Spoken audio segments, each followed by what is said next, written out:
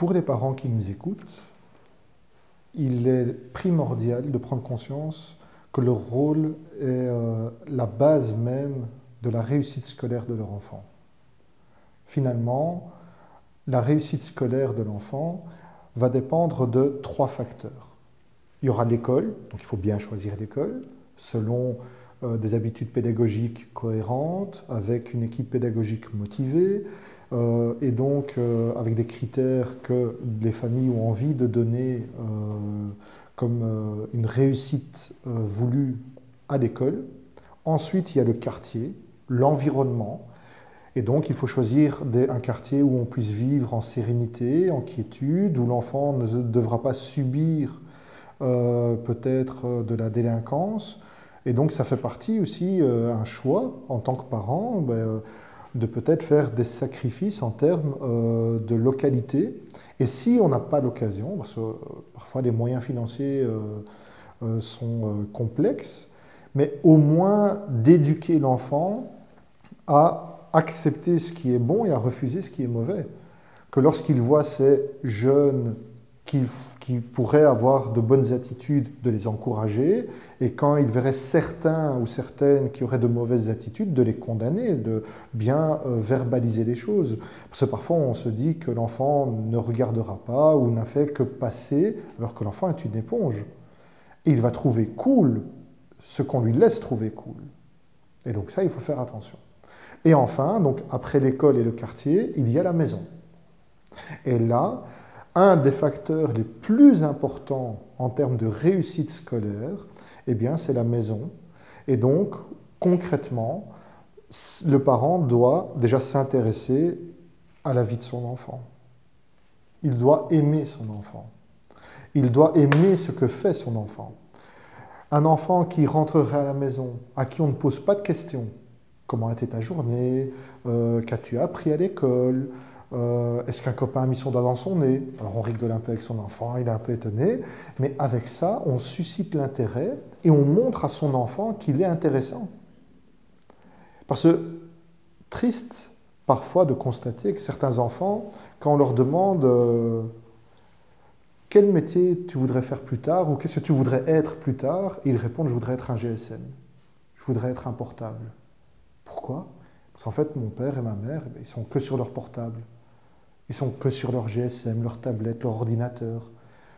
Finalement, si moi j'étais un ordinateur, si j'étais une tablette, si j'étais un GSM, on s'occuperait un peu de moi. C'est déchirant quand même. Donc donner du temps à l'enfant. S'intéresser à ce que lui, il a envie de dire et pas s'intéresser à ce que nous, on a envie qu'il entende. Finalement, il peut dire des choses un peu incongrues, des choses un peu rigolotes, des choses un petit peu surprenantes. Et c'est ça qui va faire aussi qu'on va rentrer dans son monde et que finalement, nous allons faire partie de son monde. Parce qu'un enfant va toujours rechercher ce dont il a besoin et s'il ne le trouve pas à la maison, il ira le chercher ailleurs. Si l'enfant ne trouve pas à la maison ce dont il a besoin, il ira le chercher ailleurs. Mais on ne sait pas auprès de qui ni comment. D'où l'intérêt d'avoir un statut de parent, nous ne sommes pas les copains de nos enfants, mais de connaître leur vie, de s'intéresser à leur vie et de leur montrer qu'ils sont importants pour nous, de leur faire confiance, de leur donner droit au chapitre, de les faire participer à la vie familiale et qu'ils fassent partie du puzzle de la famille, qu'ils ne soient pas juste là comme étant un décorateur de sièges de voiture ou comme étant simplement une raison d'avoir des allocations familiales. Appelons un chat un chat. Il est important que l'enfant se rende compte qu'il fait partie de la famille et que sans lui, la famille ne serait pas la même. Combien de fois dit-on à son enfant « je t'aime » ? Combien de fois dit-on à son enfant « tu es important » ? Combien de fois dit-on à son enfant « je suis fier d'être ton papa » ? « Je suis fier d'être ta maman » ? Combien de fois ? Et puis on s'étonne que notre enfant n'a pas confiance en lui et n'a pas confiance en nous. Et donc, concrètement aussi, une fois qu'on a ce climat de confiance, d'apaisement, l'enfant va être une éponge avec le quartier, mais il va aussi être une éponge à la maison. Est-ce qu'il voit son père et sa mère en train de lire des livres? Est-ce qu'il voit son père et sa mère en train, quand ils sont devant un écran, Qu'est-ce qu'ils regardent, les parents, devant l'écran? Des niaiseries, des futilités, voire même des vulgarités, ou au contraire, ils regardent des reportages, des documentaires, des informations qui permettent de faire grandir la noblesse de la famille et de chaque individu. Alors on peut avoir du temps gratuit, bien sûr, on peut s'amuser. Comme à l'école on doit jouer pour apprendre, ben à la maison on doit jouer pour s'apprendre ensemble. Parfois on serait étonné, hein, le petit bout de chou là, qui est un mauvais perdant, mais on doit un peu l'éduquer dans le statut de chef d'équipe par exemple, si on fait un jeu d'équipe. Mais c'est en jouant qu'on va apprendre ça. Comme les animaux dans la savane, ben, jouent ensemble pour après être des meilleurs chasseurs ou des meilleurs cueilleurs. Voilà, c'est dans la nature de chaque animal. Mais nous, en tant qu'êtres humains, nous sommes plus évolués que les animaux et nous oublions ce que la nature nous montre comme réussite et comme moyen de réussir. Et là, c'est dommageable. Ce qui est important pour les parents, c'est d'avoir un juste milieu entre, d'un côté, des parents laxistes qui laisseraient leur enfant face à lui-même, un peu l'enfant Mowgli, livre de la jungle, et de l'autre côté, des enfants qui seraient dans une deuxième école, avec une deuxième institutrice ou un deuxième instituteur, qui serait un petit peu matraqué d'un point de vue scolaire, d'un point de vue de discipline, et finalement, dès qu'il y a moyen de s'émanciper, ils le feront. Hein. Donc l'enfant partira, trouver sa liberté. Et donc il faut jouer entre les deux. Il faut qu'il y ait des phases de liberté, mais qui soient encadrées. C'est-à-dire qu'on laisse jouer son enfant, mais on lui propose des jeux. On laisse du temps libre à l'enfant, et on lui propose des idées. Et à la limite, s'il n'a pas d'idée, qu'il s'ennuie, c'est très bien. Il faut que l'enfant s'ennuie à la maison. Parce qu'un enfant qui va s'ennuyer, il va devoir travailler son imagination, il va devoir inventer, créer des choses.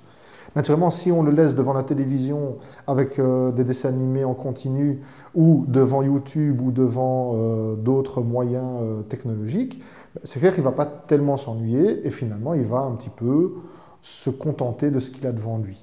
Ce serait dommage. De l'autre côté, si on fait uniquement un suivi parental, mais en étant le deuxième prof à la maison, ça veut dire que le parent n'a plus cette casquette d'amour, de bienveillance, d'apprentissage peut-être, mais surtout de vie, de la vie de tous les jours, et sans oublier que le but du parent n'est pas de donner cours, c'est d'accompagner son enfant vers l'autonomie. Et un enfant qui doit aller vers l'autonomie ne pourra pas aller justement vers cette émancipation intellectuelle, sociale, psychologique, en termes de maturité, s'il n'a pas la confiance de ses parents, s'il n'a pas également des outils proposés par ses parents, mais s'il n'a pas également des zones dans sa vie qui lui appartiennent à cet enfant. Il doit être maître de certaines choses lui-même. Et donc c'est lui qui devient son propre maître à un moment donné de ses envies, de ses activités, de ses choix. Alors naturellement avec un regard parental bien sûr, mais ce regard va être un regard bienveillant, adjuvant, qui va aider, accompagner. Ce qui est aussi à souligner par rapport à cette émancipation, le plus dur, finalement, ce n'est pas pour l'enfant. L'enfant, il va se débrouiller.